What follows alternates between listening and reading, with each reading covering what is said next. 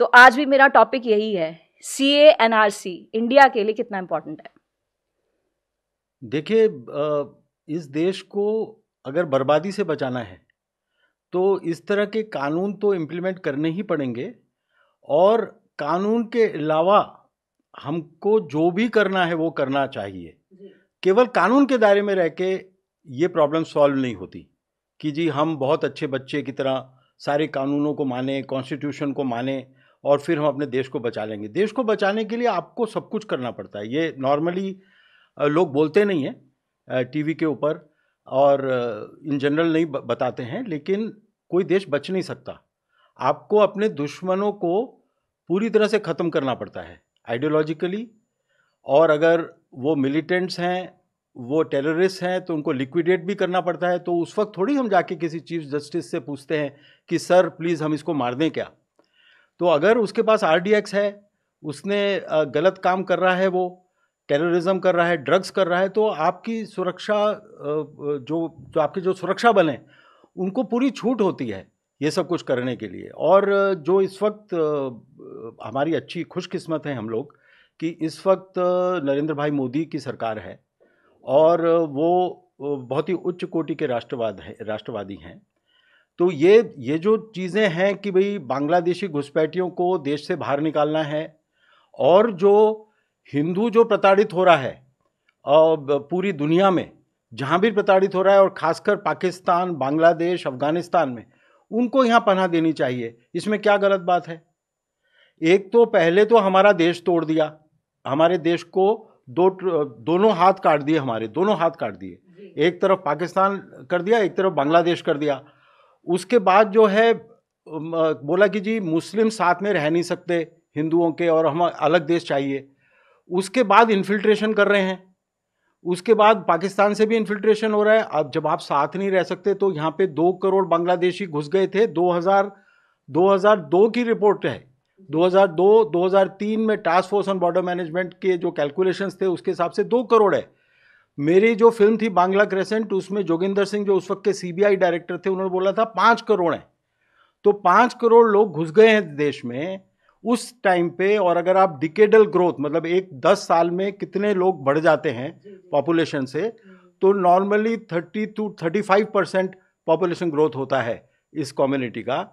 तो आप सोच लीजिए कि 20 साल में 70% और ऐड कर लीजिए पॉपुलेशन को, 5 करोड़ पे ऐड कर लीजिए, तो आप देखिए कहाँ से कहाँ वो फिगर पहुँचती है, 8.5 करोड़ हो जाती है। और अब उनके केवल ये नहीं है कि जो लोग इन्फिल्ट्रेट कर गए थे, जो इन्फिल्ट्रेट कर गए थे उनके बच्चे और फिर उनके बच्चे और उनके बच्चे, वो सब यहीं पे रह रहे हैं। तो वो इतना बड़ा कुनबा बन चुका है। और अब हम उनके सर्टिफिकेट्स ढूंढ रहे हैं। जो ओरिजिनल इन्फिल्ट्रेटर्स आए थे उनके तो सर्टिफिकेट्स थे ही नहीं, लेकिन अब तो उनके जो पड़पोते और जो उनके जो खानदान के लोग हैं वो नकली तरीके से राशन कार्ड बनवाए पहले और उसे आधार कार्ड बन गए। तो अब ये बहुत बड़ी समस्या देश के सामने है। नकली तो बात की बात है, लेकिन अगर हम ममता बनर्जी का बयान सुने, उन्होंने तो कहा है कि हम कार्ड इशू करेंगे। आधार कार्ड काम नहीं कर रहे हैं, आधार कार्ड नहीं है तो हम इशू करेंगे। तो ये तो अपने आप में बहुत बड़ा एक चैलेंजिंग मसला हो गया ये। देखिए, जिस तरह से बंगाल चल रहा है इस वक्त, तो तथागत रॉय जी को मैं कल सुन रहा था। तथागत रॉय जी जो कि एक बहुत बड़े विशेषज्ञ हैं, जो बहुत नॉलेजेबल हैं बांग्लादेशी मुस्लिम्स के इश्यूज़ को लेकर, नेशनल सिक्योरिटी को लेकर, और जो गवर्नर भी रह चुके हैं त्रिपुरा के। तो उन्होंने कहा कि जो आप कह रहे हैं कि बंगाल में कैसे सॉल्व करें प्रॉब्लम को, कि ममता बनर्जी का बिहेवियर इस तरह का है, तो उन्होंने कहा अगर आपने ममता बनर्जी को डिसमिस कर दिया तो वो सिंपैथी ले जाएगी और वो सड़कों पे आके और हल्ला मचाने की एक्सपर्ट है, और वापस उसको सिंपैथी मिल जाएगी लोगों की। तो उन्होंने कहा कि आप arm force special power act जो है वो लगा के आप आर्मी को, जो डिस्टर्ब्ड एरियाज हैं, जैसे संदेश का लिया इस वक्त वो डिस्टर्ब्ड एरिया है, आप आर्मी को सौंप दीजिए ये आर्म फोर्स स्पेशल एक्ट लगा के, और वो एरिया बाय एरिया आप वहाँ से बांग्लादेशी को एविक्ट करवाइए आर्मी से। कौन सा लॉ चाहिए? जब वो लड़कियों को रेप कर रहे हैं तो वो आतताई हैं। जो भारत का जो हमारा संविधान है, जो पुराना संविधान है, आतताई चाहे गुरु हो, चाहे बालक हो, चाहे बहुश्रुत विद्वान क्यों ना हो, उसकी तुरंत बिना विचारे मौके पर हत्या कर दें। यही शास्त्र का विचार है और यही सारे वर्ल्ड के जो एंटी टेररिज्म के लॉज हैं और जो एंटी टेररिज्म के लिए और देश के दुश्मनों के, उस वक्त थोड़ी हम बैठ के सोचते हैं कि अहिंसा परमो धर्म। उस वक्त तो अहिंसा को बचाने के लिए आपको इन हिंसक प्राणियों का वध करना पड़ता है। तो जब तक, और वो काम हमारे कमांडोज कर सकते हैं, हमारी आर्मी कर सकती है। तो ये सब ठीक है, लॉज और ये सब ठीक है, लेकिन देश को जब तुरंत बचाना पड़ता है, जिस वक्त रेप्स हो रहे हैं, जिस वक्त RDX आ रहा है, जिस वक्त ड्रग्स आ रही हैं, उस वक्त आप सोच के नहीं बैठ सकते कि कल पकड़ लेंगे जी इनको या बाद में पकड़ लेंगे जब हमारे पास सबूत होगा। आप उसको उठा के लाते हैं और उसकी पिटाई करते हैं और वो पिटाई करते वक्त बताता है कि उसने ड्रग्स कहाँ छुपाई है। इस तरह से होता है ये काम और उनको एक्सपोर्ट कर दिया जाता है जिस देश से वो आए हैं। जब तक हमारा ऐसा रवैया नहीं होगा तो हमें बाय बाय टाटा कह देना चाहिए। बांग्लादेशी और ये रोहिंग्या, इनको कब एक्सपोर्ट कैसे किया जाए, क्योंकि उस पर स्ट्रैटेजी तो अभी तक बनी नहीं है, आंकड़े सामने आए नहीं है। देखिए, हमारी आर्मी और हमारे जो इंटेलिजेंस एजेंसीज हैं उनको सब मालूम है कि ये इन चीज़ों को कैसे किया जाता है। आप 10 आदमी को सही कर दीजिए, बाकी 1000 आदमी भाग जाएंगे। उनको सब मालूम है कि ये कैसे किया जाता है।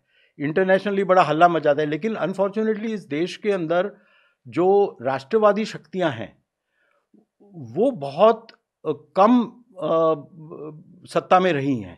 अभी कुछ ही सालों से बीजेपी सत्ता में आई है।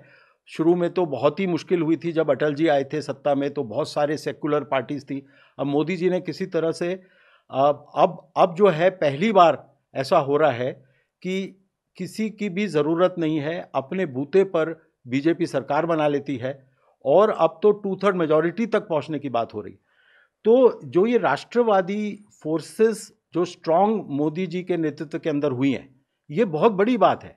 जो एकीकरण हुआ है तो उसके बाद जो है अब आपको बहुत ज़्यादा परवाह नहीं करनी पड़ेगी। जो ये so called secularist anti national forces हैं जो कि आपके देश में ओपनली कोई रेप कर रहा है। आप देखिए कितनी बड़ी विडंबना है कि बांग्लादेश का जो घुसपैठिया यहाँ आता है वो अपने देश में एक मेजॉरिटी है, अपने देश में एक मेजॉरिटी है, वहाँ वो दादागिरी करके वहाँ की माइनॉरिटी हिंदूज को मारता है, रेप करता है, उनकी औरतों को, उनके घर जलाता है और यहाँ पे घुसता है और यहाँ पे आने के बाद माइनॉरिटी हो जाता है और बेनिफिट्स लेता है। तो सारे बेनिफिट्स मिलते हैं और सिंपैथी मिलती है और हम ताली बजाते हैं बैठ के। आप सोचिए अब इसमें कौन सा कानून अप्लाई होगा? जो बेसिक चीज़ों में थोड़ी कानून अप्लाई होते हैं।